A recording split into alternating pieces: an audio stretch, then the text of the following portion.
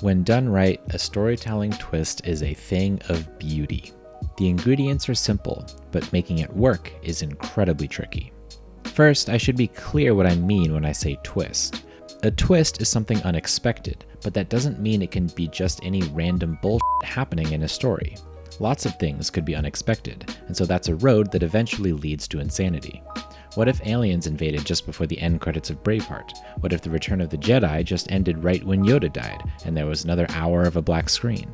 What if Daenerys just gets randomly See, a twist, or at least a great twist, has to be something unexpected that you feel you should have expected. There are two key ingredients. The first is some sort of default expectation that the writer is going to deviate from. It can't be an expectation the writer created because the audience will likely feel lied to. It has to be something the audience just assumes. Usually, this takes the form of storytelling conventions and tropes. Then, once the writer has gotten the audience to make this assumption, then they can start inserting as many hints about the truth as they think they can get away with.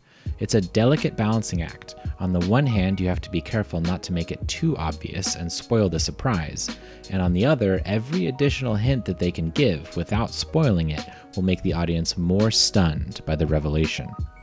The reaction we are going for is, "What? No way. Oh my god, how did I not see that?" The greater the expectation, the more hinting can be done, and then the greater the impact on the reveal.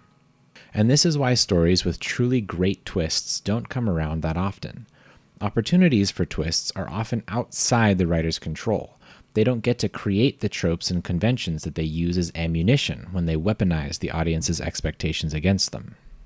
But when done right, people love it. It's an awesome feeling. Unfortunately, that love is a temptress that seduces writers into trying to make twists when they shouldn't. There are so many twists that just don't work. Either the conditions aren't right, or they don't understand the ingredients, or they don't get the mix of ingredients right. But for now, I want to take a break from complaining about things and talk about one of the greatest storytelling twists of all time, Knights of the Old Republic. Knights of the Old Republic, or KOTOR, was one of the last video games adapted from the popular Dungeons & Dragons role-playing game in the big wave from the 90s to the early 2000s, before video role-playing games largely branched off into being their own thing. Traditionally, part of a role-playing game is that you, as the player, get to decide who your character is.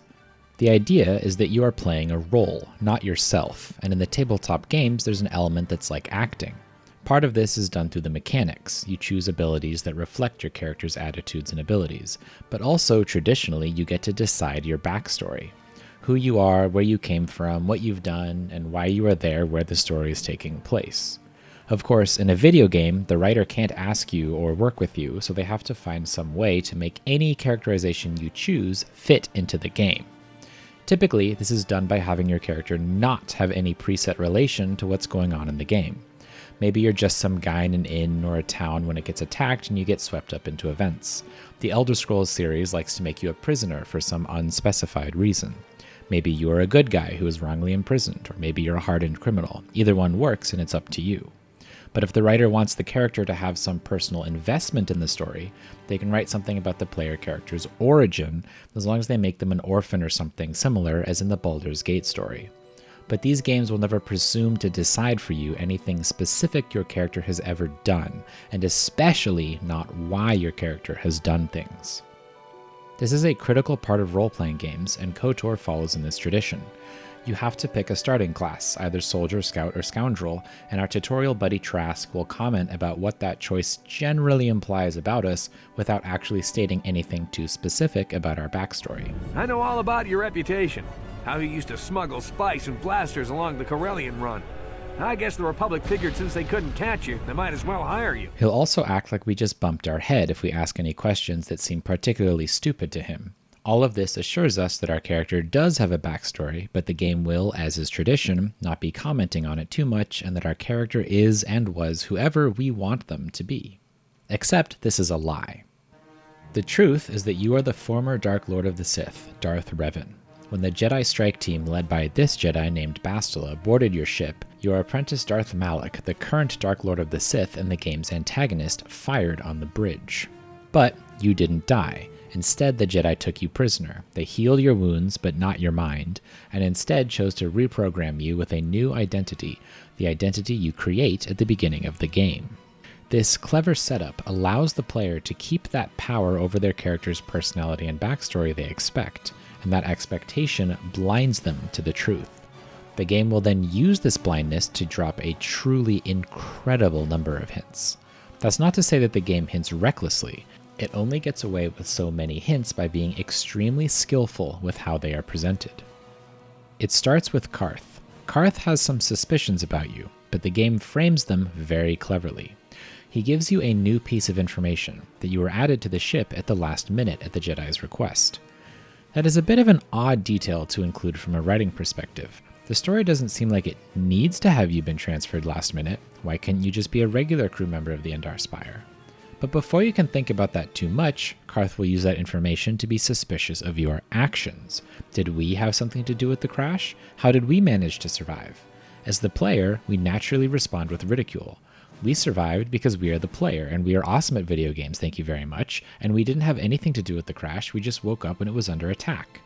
This accusation distracts nicely from Carth's actual revelation.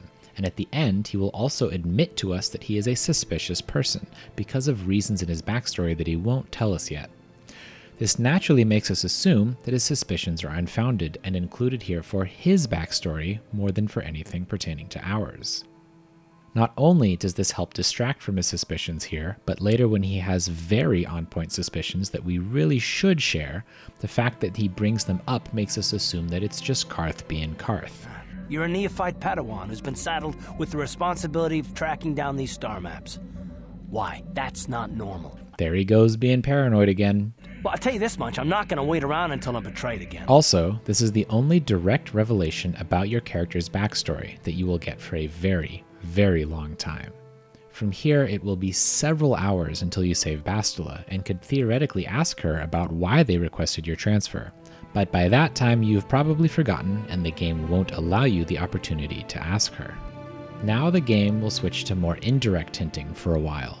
The word hinting is even a little misleading, because there is almost no way to know that these are hints, except in retrospect. As soon as Bastila meets you, she starts tripping over her words when she refers to you. Wait, I don't believe this. You're one of the soldiers with the Republic fleet, aren't you? In the moment, this means nothing. But with the benefit of hindsight, we know she almost revealed her identity in her surprise. Then you share a vision, which is weird, but the Force works in mysterious ways. She'll say it's possible you are Force sensitive. Why are you only just finding this out now if you are so strong in the Force, you might reasonably ask? Well, Bastila will feign ignorance, and it's easy to just write this off as another contrivance in the same way you treat your character's backstory. They didn't want us to play as a child, they want us to play as a Jedi.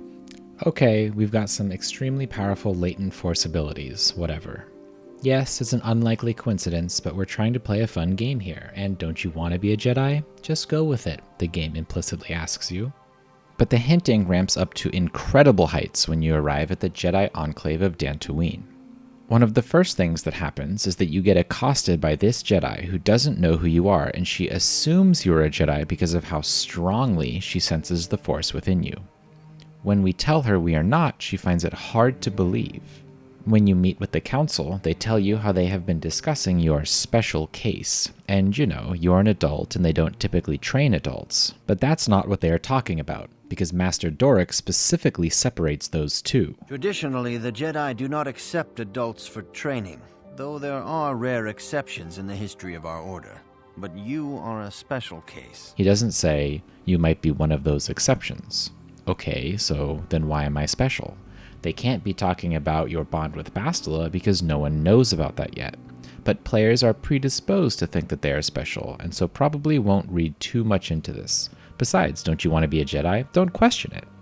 But what's genuinely insane is the next line. We need recruits to stand against Malak.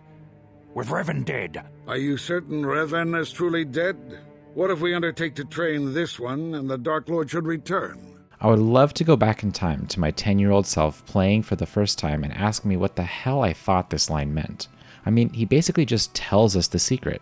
And then they have to immediately kick us out of the room so they can ask him, is that what you call playing it cool? The The only thing that really sets up a blinder here is that Master Vrook is presented as the grumpy old man trope. So maybe we could rationalize this as him just being a paranoid and conservative old guy, which, to be fair, he is kind of being. But the way this is worded is just so specific. Really, what I think works is a distraction. A few seconds after this line, we dream of Revan and Malak in the cave. This is followed up by the revelation that we and Bastila are bonded through the Force somehow, and you get to be a Jedi. Don't you want to be a Jedi? And since they know that 99% of their players in the year 2003 are going to be male, they know that being bonded with the cute Jedi chick is another distraction they can rely on. Still, this is so blatant that it's incredible we didn't see the twist coming, and it's a testament to how effectively they used the genre expectations to blind us. After this, there are not a lot of other clues. There's the cutscene with Calo Nord on the Leviathan and a handful of dialogues from Bastila, but the main ones are on Kashyyyk. Jolee knows who you are as soon as he sees you, but he doesn't tell you, and there are some hints about it in his dialogue. But the biggest is at the Kashyyyk star map. Mostly the star maps just open and then you leave, but the one on Kashyyyk has an AI guarding it, and this AI also drops a lot of hints about your identity. It was programmed by Revan before to only respond to Revan, but it is also prevented by its programming from saying that outright, and so it tries to figure out if you're Revan without being able to say that, and that leads to a lot of hints. But it's not just the hinting or the nature of the twist that makes it work so well. The reveal is a thing of beauty. Once we are captured and taken prisoner on the Leviathan, Carth will fill us in on his backstory if we missed it or forgot, and then the game will go ahead and tell us that there is a reveal coming, and that it's about our backstory. Then it lets us sit with that knowledge to build anticipation while we do some combat encounters. When you get to the bridge, Carth gets to wrap up his story by killing Saul, but Saul will fire one last parting shot. He whispers the reveal into Carth's ear as he dies. The slow burn of anticipation as we get to watch Carth react to something we still don't know is incredible. Then we walk down the corridor of anticipation until we run headfirst into Malak. Earlier, I mentioned that the response to a good twist should be, "What? No way. Oh my god, how did I not see that?" Well, right as Malak is about to tell us, the game cuts to a pre-rendered cutscene where they show us a bunch of the clues they have told us along the way to prime that exact reaction. There are other things I like about this afterwards, like how they give you plenty of role-playing opportunity to reject your old identity in favor of the one you created or lean into your old self. I like how it serves the critical Star Wars theme of redemption if you play light side, and I like how it recontextualizes your journey so far as retracing your own steps to find the Starforge again. I want to take a step back and point out how much setup work went into this one moment. All that work, in addition to the audience's expectations, is what gave it so much weight and is what made the whole game so incredibly cool even years later. Not every awesome twist follows the guidelines I outlined here, but the one thing they all have in common is lots of work in the setup before the execution, so that the payoff isn't just surprising, but also satisfying and enriching for the story they are telling. As for KOTOR, there's so much more that could be said about this game. I might do one more video on it, which would be about the backstory and world building, but if you still want to hear my thoughts on something specific about the game, I also have a full playthrough which you can find here. See you next time.